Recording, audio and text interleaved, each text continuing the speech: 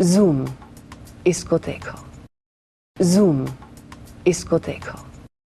Controversy number 2, Babra के नखरे। अब मैं आपको क्या बताऊं, जब से काइट्स के बलबूते बाबरा गुमनामी से ग्लैमर की रोशनी में आई हैं, तब से तो उनके नखरे देखने लायक है। अब कांस फिल्म फेस्टिवल की बात लीजिए। खबर है कि जब कांस में ऐश्वर्या, ऋतिक और बाबरा से हाय हेलो करने गई, तो ऋतिक तो अपनी जोधा से अच्छे से मिले, लेकिन बाबरा ऐश को इग्नोर करके वहां से चली गई। उफ, ये नखरे।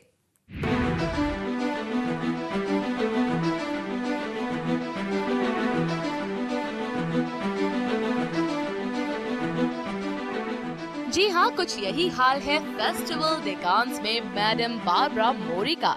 उनके नखरे किसी काइट की तरह सातवें आसमान में उड़ रहे हैं और बारबरा हैं कि अपने आगे किसी को कुछ समझ ही नहीं रही हैं। आलम ये है कि अपनी खूबसूरती से दुनिया को जीतने वाली ऐश्वर्या राय बच्चन तक को मैडम बारबरा ने कांस फिल्म फेस्टिवल में कर दिया इग्नोर। वो भी तब जबकि बच्चन बहू ने खुद उनसे मिलने की ख्वाहिश जताई थी। चलिए आपको भी बताते हैं कि कैसे बाबरा के नखरों ने कान फिल्म फेस्टिवल को बना दिया फेस्टिवल द कंट्रोवर्सी। खबर है कि ऐश्वर्या कान के होटल मार्टिनीज में अपने हस्बैंड अभिषेक बच्चन के साथ ठहरी। उसी होटल में राकेश रोशन की फिल्म काइट्स की टीम भी रुकी। जब ऐश को पता चला कि ऋतिक रोशन भी वहां है, तो उन्होंने कर्टसी के नाते उनसे मुलाकात की।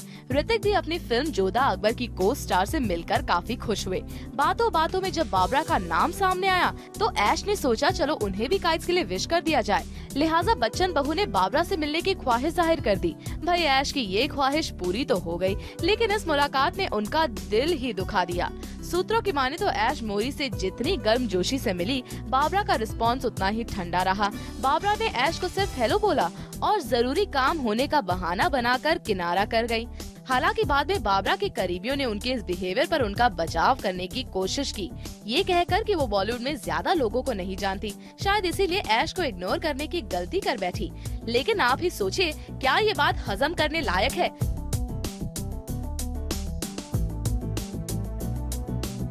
सुनने में तो ये भी आया है कि बाद में ऋतिक ने इस बात को लेकर ऐश को कुछ सफाई भी दी। शायद वो नहीं चाहते कि ऐश और बाबरा में कोई गलतफहमी हो। खैर, बाबरा इतने नखरे क्यों दिखा रही हैं, ये तो वही जाने। लेकिन जिस तरह का बिहेवियर उन्होंने ऐश के साथ किया, वो वाकई हैरान करने वाला है। और ये सवाल उठना लाजमी है कि आखिर किस बात का गुमान है बाबरा मोरी को। क्या वो ऐश से ज्यादा खूबसूरत है या फिर उनसे ज्यादा सक्सेसफुल है? जाहिर है कि दोनों ही पैमानों पर बाबरा ऐश्वर्या के सामने कहीं नहीं ठहरती। ऐश के नाम का डंका जहां बॉलीवुड से हॉलीवुड तक बजता है, वहीं बाबरा सिर्फ एक मैक्सिकन मॉडल और एक्ट्रेस हैं। ऐश के पास जहां बॉलीवुड और हॉलीवुड फिल्मों की लंबी लाइन है, वहीं बाबरा ने गिनती की फिल्मों में ही काम किया है।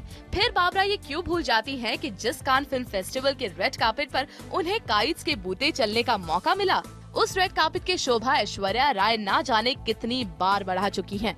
यही नहीं, ऐश तो इस फ्रेंच फिल्म फेस्टिवल की ज्यूरी मेंबर भी रह चुकी हैं और इस फेस्टिवल को ओपन करने का ऑनर भी उन्हें मिल चुका है। यानी ऐश कान की आन बान और शान है।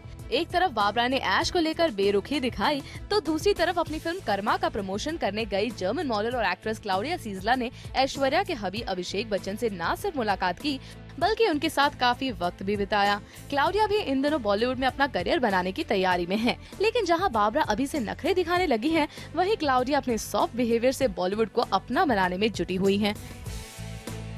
बाबरा जी, बेहतर है कि आप अपने नखरों को जरा सोच समझ कर ही दिखाइए, क्योंकि ऐश्वर्या राय बच्चन स्टारडम के सबसे ऊंचे मुकाम पर हैं और आपकी पतंग तो अभी उड़नी भी शुरू नहीं हुई है। For Manoj Vashishtha, zoom, Mumbai.